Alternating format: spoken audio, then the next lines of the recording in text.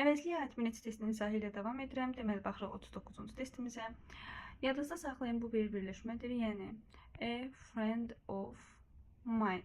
Yəni, burada fərqi yoxdur. A friend də ola bilər, başqa bir söz də ola bilər.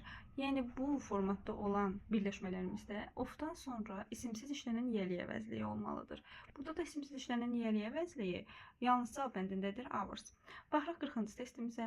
40-cı testimizdə köməyimizə but gəlir. But ancaq deməkdir, təzaddır. Bir tərəf təsdiq, bir tərəf inkar. C bəndində bir tərəf təsdiq, bir tərəf inkardır. A bəndində də eyni qaydada, E bəndində də. Amma D bəndi hər iki tərəf təsdiqdir, B-də də hər iki tərəf inkardır. Deməli, biz burada tərcüməyə diqqət yetirməliyik. E bəndində deyir ki, çətəcə heç kim qonaqlığa getmədi, kimsə bəyəndi. Getməyibsə necə bəyənibdir? Məntiqli deyil. A bəndində deyir ki, kimsə getdi, heç kim bəyənmədi. Yəni kimsə getdi demərik, hər kəs getdi, heç kim bəyənmədi deyirik. Yəni düzgün cavabımız olacaqdır C bəndi. Daha sonra isə baxırıq 41-ci testimizə. Baxın, burada bizim rings ismimiz cəmdədir. Cəmdədirsə tək işarə əvəzlərini elədik. Ya A bəndidir, ya da C bəndidir. Baxın, burada qrammadə vardı. Qrammadə isimdir. İsimlə işlənən yiyəlik əvəzliyi my'dır. Yəni A bəndi düzgündür. Burada həmçinin here olduğu üçün də yaxını bildirdiyi üçün those yox, these olmalıydı. 42-ci testimizə baxıram.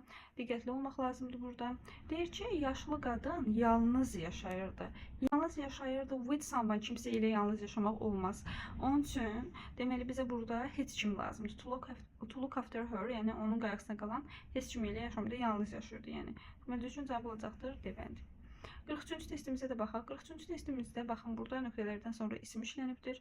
Tail quyruq deməkdir. İsim işlənibdirsə isimlə işlənən its olan, bu yəni ya C ya da Y variantlardır. Burada da hand işlənibdir, əl deməkdir. O da isimlə işlənir. İsimlə də işlənən his olacaqdır. Deməli düzgün cavabımız oldu C bəndi.